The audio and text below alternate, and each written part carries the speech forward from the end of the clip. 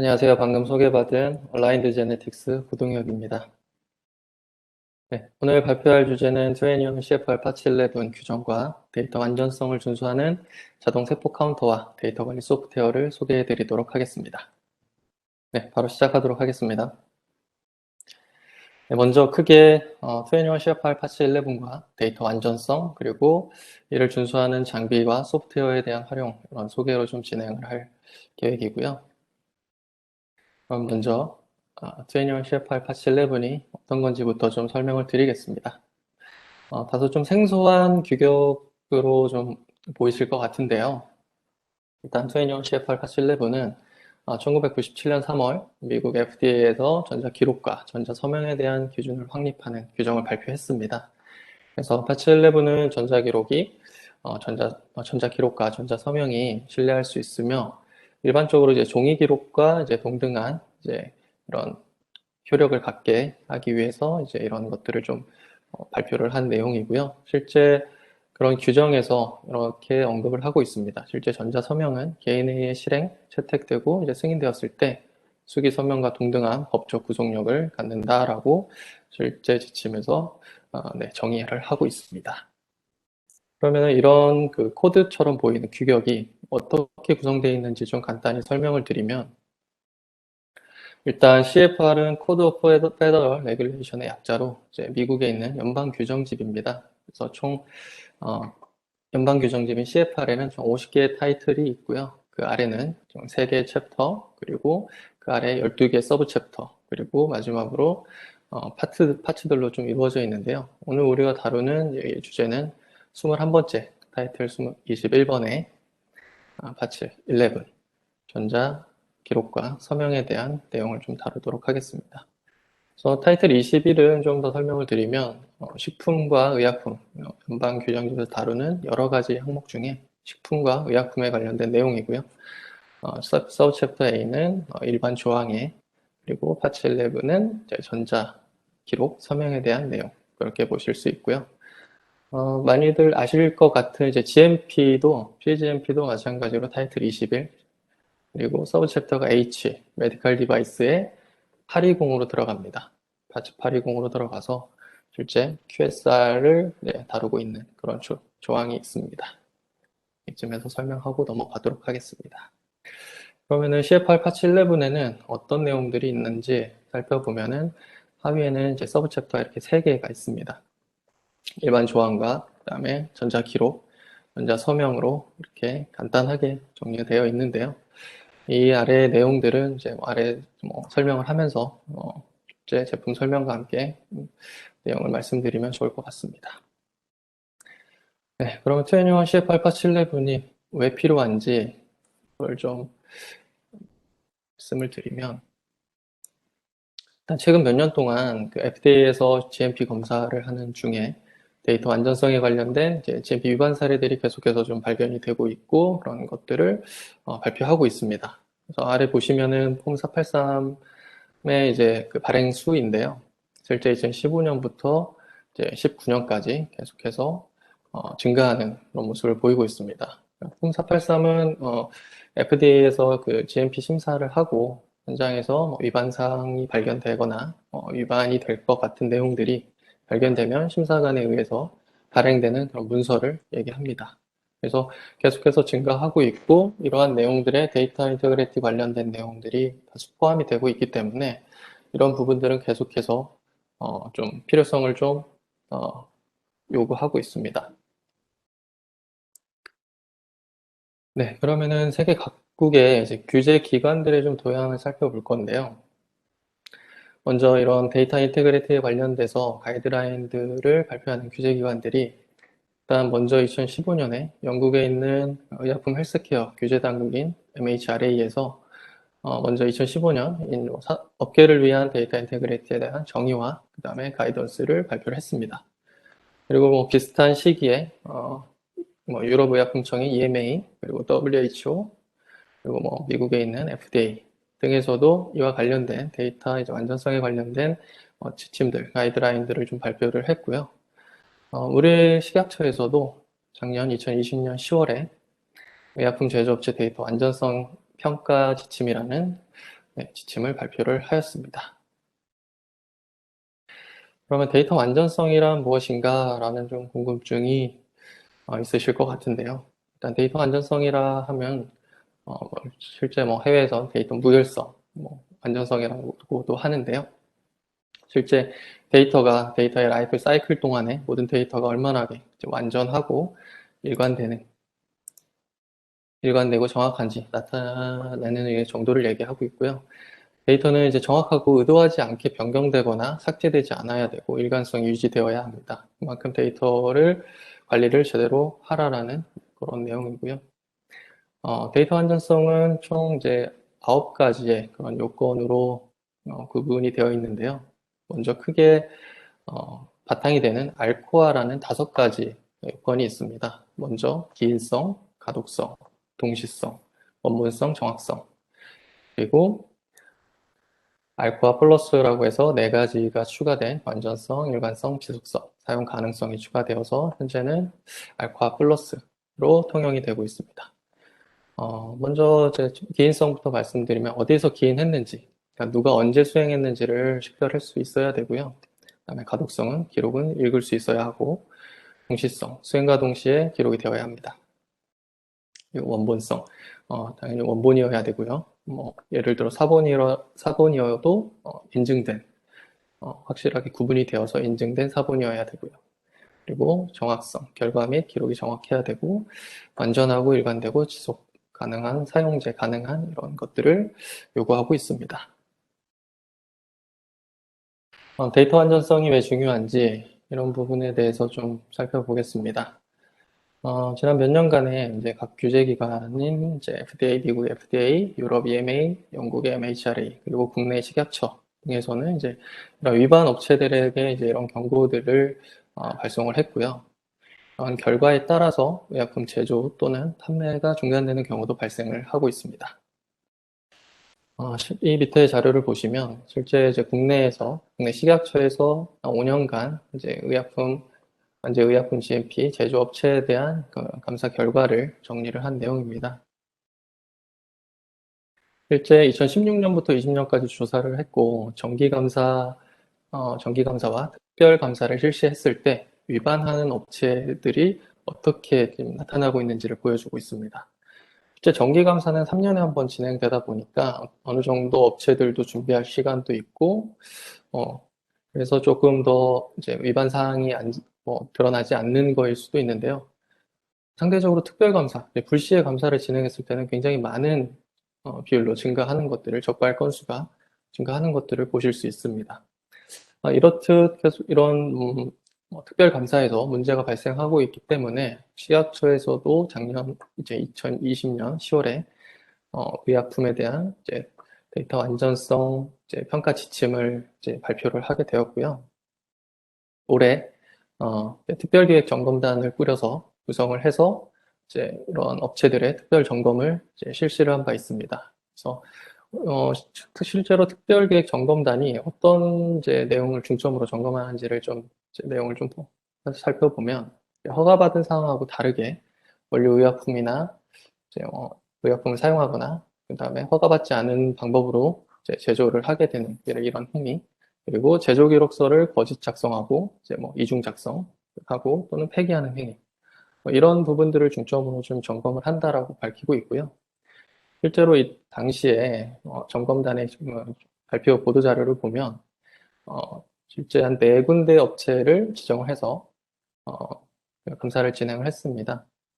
근데 이러한 그 감사 결과 중에 한 업체에서는 실제 허가받은 상황과 다르게 어떤 첨가제를 사용을 하고 있었고 그러한 내용들을 이제 허위로 거짓 성적서들을 작성해서 것들을 심사를 받기 위해서 이제 이중 기록을 하고 있었고요. 그리고 실제로 작성한 변경 허가를 받지 않은 그런 기록들은 다 폐기를 하고 이런 내용들이 적발이 돼서 해당 업체는 잠정 제조하고 판매 정지를 처분을 받았습니다. 이렇듯 실제 굉장히 중요한 이런 의약품임에도 불구하고 변경된 내용을 이제 변경 허가받지 않고 임의로 작성하고 제조하는 이런 행위들이 늘어나고 있기 때문에 계속해서 이런 데이터 완전성에 대한 중요점은 계속해서 어떤 좀 중요하게 이제 앞으로 좀 발표되고 관리할 것으로 좀 생각을 하고 있습니다. 그럼 데이터 완전성 평가 지침은 이제 어떻게 구성되어 있는지 우리 식약처에서 발표한 이제 지침을 좀 살펴보겠습니다. 목적은 의약품 품질 신뢰성 보증 체계 강화를 위해서 GMP에 대한 데이터 완전성 평가 지침을 마련하고 업체에 대한 평가를 적용한다라고 되어 있습니다. 실제 GMP 업체에 대해서 데이터 완전성 평가를 하고 싶어도 지침이 없기 때문에 그동안 못했다는 얘기고요. 이러한 부분들은 앞으로 우리가 이거에 대해서 평가를 하기 위해서 지침을 마련했다라는 그렇게 이해하시면 될 것 같습니다. 평가 대상을 신약부터 이제 전체 의약품까지 GMP 점검 시에 이제 단계적으로 적용 확대 추진한다라고 되어 있습니다. 그래서 처음에는 이제 2021년 1월 1일부터 신약부터 해서 단계적으로 전체 의약품까지 확대한다는 내용이고요. 관리 범위는 의약품 제조 및 품질 관리 데이터 관리 범위와 인정 자료에서 시험 과정 전반에 걸쳐 생성되는 모든 자료를 확대하고 있습니다. 이러한 지침들을 미이행했을 때 이제 식약처에서 이런 미이행이 발생됐을 때는 무관용 원칙에 따라서 행정처벌 하겠다라고 그렇게 발표를 했습니다. 네, 그러면 데이터 완전성 평가 지침의 주요 평가 사항이 어떤 게 있는지 좀 알아보겠습니다. 일단 좀 글들이 많은데요. 품질 경영, 그리고 자동화 장치의 관리, 그다음 품질 부서 책임자, 문서 관련된 문서 관리, 그리고 컴퓨터 시스템의 밸리데이션, 시험 관리, 자율 점검, 교육 및 훈련. 그래서 일반적으로 GMP를 운영하시는 회사에는 이런 품질 시스템에 다 내용이 있을 항목들이고요. 이러한 각 부분에 조금 더 데이터 안전성 관련된 내용이 보강됐다고 보시면 될 것 같습니다. 그래서 먼저 품질 경영쪽을 보시면은 경영진의 책임, 이게 중요하고요. 이런 내용들이 좀 다 들어갔다, 반영이 되었다라고 보시면 될 것 같고요. 그리고 자동화 장치 등의 관리, 컴퓨터 시스템으로 관리되는 데이터 접근 권한 설정, 보안에 관련된 데이터 안전성에 대한 그런 내용입니다. 이런 내용이 들어가 있고요. 데이터 생성, 변경, 삭제식, 점검 기록, 정보의 유지, 이런 중요한 내용들이 여기에 들어가 있습니다. 그리고 관련해서 밑에 있는 내용들은 이런 것들을 이제 관리하기 위해서 필요한 이제 사항이라고 좀 보시면 될 것 같고요. 네, 데이터 평가 지침의 개선 사항하고 행정 처분 기준을 좀 간략하게 설명을 드리겠습니다. 기존에는 평가 기준이 없었습니다. 세부 기준이 없어서 평가를 할 수 없는 그런 이제 상황이었었는데 지금은 이제 세부 평가 기준을 이제 제시를 하였죠. 평가 지침이 발표되었으니까요. 그리고 평가 범위 및 조치는 시험 성적서와 시험 결과값 및 원자료를 보유하면 인정을 했었고 미흡했을 때는 이제 시정 조치하고 계도하는 그런 이제 방향으로 진행을 했다라고 하면 앞으로는 시험 결과값을 보증할 수 있는 이제 근거 자료 모두를 이제 가지고 있어야 됩니다. 제조자의 책임이 그만큼 더 커지고 있죠. 그래서 이런 자료들을 보유하지 않을 경우에 처분을 받게 됩니다. 그리고 오류 기록이라는 이제 평가 기준인데요. 오류로 인한 이제 소명 자료를 제출하면 이전에는 인정을 해줬는데 앞으로 이제 오류 기록, 이제 레포트라든지 보고서 등에서 중간 이제 검토자와 승인자가 서명을 한 경우에는 서명 자료로 인정하지 않습니다. 그만큼 데이터는 한번 생성이 되면 거기에 대한 수정이라든지 이런 것들을 원칙적으로 좀 막겠다라는 그런 것들을 좀 의미하고 있습니다. 그래서 이런 데이터의 생성, 기록 처리, 이런 이전의 통합 관리 시스템은 자체 업계에 맡겨서 관련 기준에 준수를 하는지를 봤다라고 하면 이제는 데이터 안전성 요건, 이제 앞에서 말씀드린 알파 플러스에 부합하는 시스템을 갖추도록 요구하고 있습니다.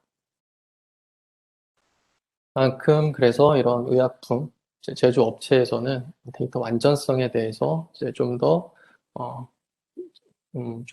접근을 이제 하셔야 될 것 같고요. 이러한 것들을 지키지 않았을 때, 맞아, 경미한 내용으로 봤을 때는 이제 가장 이제 경미한 작성된 기준서 및 지시서 내용을 준수하지 않았을 경우에 1차 적발 시에는 품목제조 업무 정지 1개월. 그리고 이제 위에 이제 점점 허가 사항과 관련된 주요 내용을 위반했을 때는 전체 제조 업무, 실제 해당 허가받은 품목 제조가 아닌 전체 제조의 업무 제조, 정지까지 이런 행정처분을 받을 수 있다는 점을 알고 계시면 좋을 것 같습니다. 네, 이렇게 해서 오늘 트웬티원 CFR 파츠 11하고 데이터 안전성에 대한 이제 좀 개념 정도를 설명드린 것 같고요. 이러한 내용들을 준수하는 이제 장비에 대한 설명을 드리도록 하겠습니다. 네, 일단 저희 루나 FX7 셀 카운터 장비의 주요 특장점을 말씀을 드리면 일단 카운팅의 정확도 그리고 안전성, 가장 중요한 성능에 대한 내용입니다. 성능이 CV 1%로 매우 우수한 성능을 나타내고 있고요. 그리고 다양한 슬라이드를 선택할 수 있는 폭이 다양한 슬라이드를 제공함으로써 사용자들이 여러 슬라이드를 선택할 수 있는 그런 폭이 넓다라고 말씀드릴 수 있을 것 같습니다. 일회용 슬라이드는 1, 2, 3, 8채널 그리고 경제적인 재사용 슬라이드인 리유저블 슬라이드는 1채널 그래서 총 5가지 슬라이드 타입을 선택해서 사용하실 수 있고요. 그리고 유지관리의 용이성이 있어서 저희가 이제 제공하는 툴을 이용해서 기기를 점검하실 수 있습니다.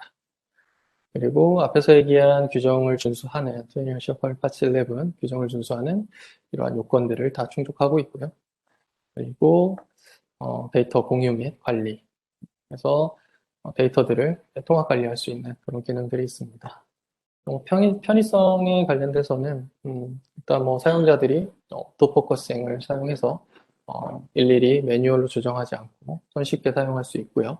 그리고 터치 패널에 익숙하지 않거나 불편한 사용자들을 위해서 마우스하고 키보드로 컨트롤할 수 있는 그런 기능들도 제공을 하고 있습니다.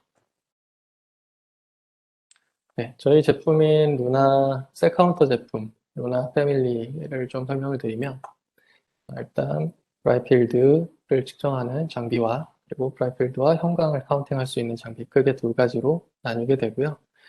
그리고 포커스를 수동으로 할지 그리고 수동과 자동을 지원하는지 이게 이렇게 2가지로 좀 나누어서 보실 수 있습니다.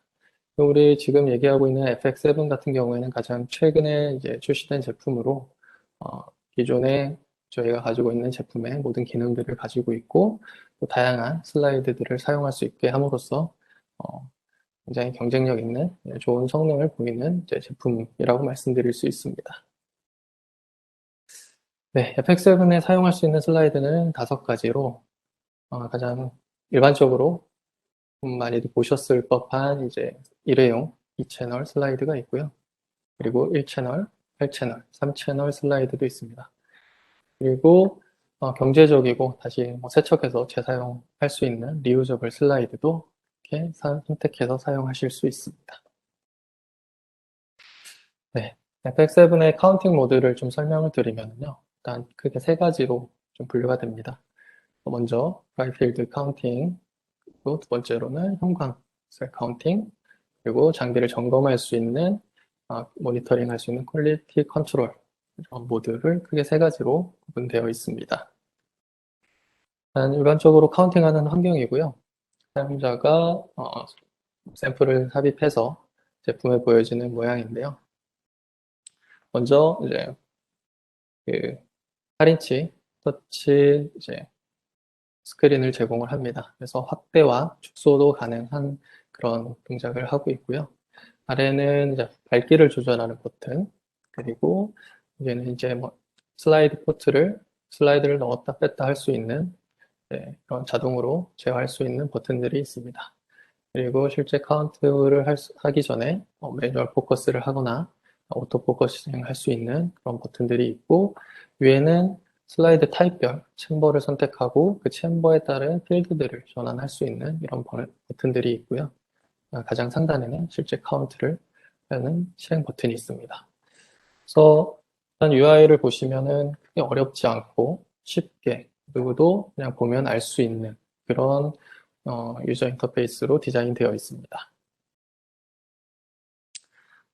그리고 FX7의 주요 기능 중에 하나인 바이오 프로세스 이제 모니터링 기능을 설명을 드리면, 사용자는 일단 모니터링 주기를 설정을 하셔서 세포, 배양하는 세포의 그런 주기별로 토탈 셀과 그리고 생존수, 라이브 셀, 그리고 생존율, 바이오빌리티를 주기적으로 설정해 놓은 주기별로 관찰하실 수 있습니다.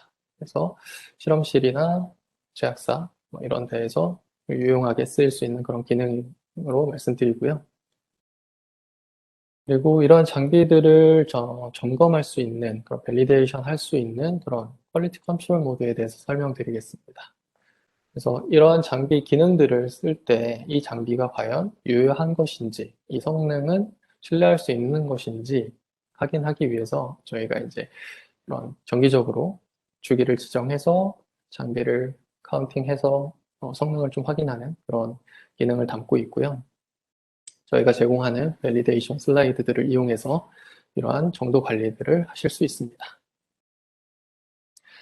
그리고 장비 설명의 마지막에 이제 저희 FX7을 사용하고 있는 주요 제약사와 바이오 업계들을 간략하게 좀 말씀드리면, 많이 아실 것 같은 이제 모더나가 있고요. 그리고 미국의 버텍스 제약사, 그리고 유럽의 이제 사노피라든지 리간드, 그리고 네오백스, 기타 등등, 그리고 실험실 등도 있고요. 그래서 계속해서 이런 제약사와 실험실의 이제 판매는 계속 늘고 있는 그런 추세입니다.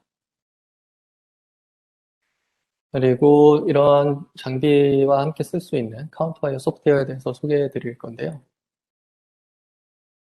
일단 카운트와이어는 루나 FX7 전용의 데이터 관리 소프트웨어이고요. 2NU와 CFR 파츠 11 규정을 준수하고 있습니다. 그래서 FX7과 데이터를 저장하고 관리하는 서버, 데이터 스토리지, 그리고 이를 제어하는 PC 클라이언트, 이렇게 세 개로 구성이 되어 있고요. 실제 이 시스템이 활용되고 있는 그런 좀 흐름을 간단하게 설명드리면, 이런 GMP 환경에서 생산 또는 QC 이런 각 단계에서 세포 카운팅을 하고 그러한 결과 리포트를 생성해서 순차 그 권한에 따라서 순차 결제를 하는 그런 이제 단계로 지금 이루어져 있습니다. 카운트와이어의 역할은 이제 각 설치 장소의 이제 장비들을 이제 기기들에서 데이터 서버에 연결을 하는 그런 역할을 하고요. 데이터를 이제 동기화하는 자동 수행을 합니다. 그리고 가장 중요한 2NU와 CFR 파츠 11 이제 이런 기능들을 제공하고 있고요. 좀 보기 쉽게 그림으로 설명드리면 각 이제 룸에서 예를 들어서 생산, QC, 실험실 등에서 각각 위치에서 사용자는 이제 실험을 카운팅을 하게 되고요. 카운팅한 내용은 서버에 자동으로 동기화가 됩니다. 싱크가 되면 실제 권한을 가진 검토자라든지 승인자가 PC 클라이언트로 접속을 해서 데이터를 리뷰하고 승인을 전자 서명을 할 수 있는 그런 동작을 할 수 있고요. 어드민은 이러한 전체적인 시스템 통제를 하고 오디트 트레일이라든지 유저 관리 모든 설정을 관리하고 있습니다. 카운트와이어에 대한 이제 데이터 접근 권한 그리고 승인에 대한 이제 절차를 좀 말씀을 드리면, 카운트와이어는 권한을 부여받은 사용자에 한해서 시스템 접근을 허용하고 있고요. 사용자는 부여받은 자신의 아이디와 비밀번호로만 접속이 가능합니다. 그래서 카운트와이어는 총 3단계의 사용자와 사용자 그룹으로 할당할 수 있고, 거기에 따라서 작성자, 그리고 검토, 승인자에 대한 권한을 설정하고 활성화시켜 줄 수 있습니다. 그렇게 되고 이제 추가로 이제 관리자, 앞에서 말씀드린 관리자 계정이 또 별도로 하나 있고요. 그래서 실제 카운트와이어를 접근이 가능합니다. 그렇다면은 카운트와이어를 이용할 때는 이렇게 번거로운 과정으로만 사용할 수 있냐? 그렇지는 않고요. 일단 2NU와 CFR 파츠 11에서 다루고 있는 이제 오픈형 시스템과 이제 폐쇄형 시스템을 저희가 다 가지고 있고요. 일단 오픈형 시스템이라고 하면 일단 누구나 접근 가능한 일반적인 카운트 환경을 얘기를 합니다. 그래서 이러한 내용이 실제 파란색으로 보이는 이 환경이 일반적으로 접근 가능한 카운트 환경이고요. 이러한 환경과 저희가 이제 카운트 와이어의 패스워드, 아이디와 패스워드를 입력하고 접근을 해서 이제 진행을 하는 실제 보안 모드, 시큐리티 모드에서는 네, 그 권한을 받지 않은 사람들은 접근이 불가능합니다. 그래서 각 단계에서 카운트를 한 기록들은 실제 각 단계에서만 보여지게 되고요. 실제 보안 이제 시큐리티 모드에서 카운팅한 내용은 일반 모드에서 보이지는 않습니다. 조건을 이용하지 않고 있습니다. 보안 관련돼서 조금 더 설명을 드리면 저희 이제 시스템 권한 설정에서 암호는 이제 저희가 정해진 주기대로 이제 갱신을 하게 되어 있고요. 그런 기능들이 설정을 하면 그 주기별로 비밀번호가 만료되므로 이제 그 주기에 맞춰서 변경을 해주셔야 되고요. 그리고 잘못된 로그인 시도가 있으면 계정을 이제 몇 회까지 허용을 할 건지 설정을 해 놓으시면 이런 횟수에 따라서 계정이 이제 잠기는 그런 기능들을 제공하고 있습니다. 그리고 좀 유용한 기능으로는 셀프 승인을 할 수 있는 이런 것들을 활성화할 수 있는데요. 작성자는 실험실이나 이제 생산 현장, QC실에서 카운트를 하고 데이터를 세이브를 하면 카운트와이어의 데이터 스토리지에 데이터가 저장이 되게 되고요. 저장과 동시에 자동 서명이 됩니다. 그래서 이러한 좀 번거롭게 클린룸에서 나와서 사무실에 가서 컴퓨터를 켜고 이러한 부분들을 다시 이제 서명을 하고 이런 번거로운 절차들을 어, 건너뛸 수 있는 그런 좀 편리한 기능들이 있어서 좀 소개를 드렸고요. 네, 실제 PC 클라이언트에서 카운트 와이어에 이제 접속했을 때 보여지는 화면입니다. 굉장히 심플하고 간단하게 되어 있습니다. 일단 우리 알코아에서도 얘기하듯이 누구든 이제 읽을 수 있어야 되고 쉽게 접근이 가능해야 되기 때문에 실제 우리가 이렇게 접속을 하게 되면 필요한 데이터에 접근을 하면 우측에 그 내용들이 보이게 됩니다. 그래서 내용을 검토하고 승인이 필요하시면 승인 버튼을 눌러서 본인의 아이디와 패스워드를 통해서 전자서명을 하실 수 있습니다. 전자서명에는 서명인의 이름, 그리고 날짜, 시간 등의 이제 그런 서명들이 기록이 되게 되고요. 서명된 기록은 수정이 불가능합니다. 그래서 재사용될 수가 없고, 이러한 것들은 21 CFR 파츠 11에서 다루고 있는 요구사항이기 때문에 이런 부분은 원천적으로 이제 막혀 있습니다. 그래서 각 서명은 복사되거나 전송해서 이제 기록을 위조할 수가 없습니다. 네, 마지막으로 카운트와이어에 대한 감사 추적, 오디트 트레일인데요. 이러한 부분도 이제 파츠 11에 대한 요구사항이 있습니다. 그래서 루나 FX7과 카운트와이어 시스템의 이제 각 관련된 항목들에 대한 이제 이벤트들을 이제 기록을 남기게 되고요. 예를 들어 날짜나 시간, 그리고 사용자, 기기, 시리얼 넘버 등 이제 이벤트 정보를 포함해서 카운트와이어 시스템에 발생한 내용들을 다 기록을 합니다.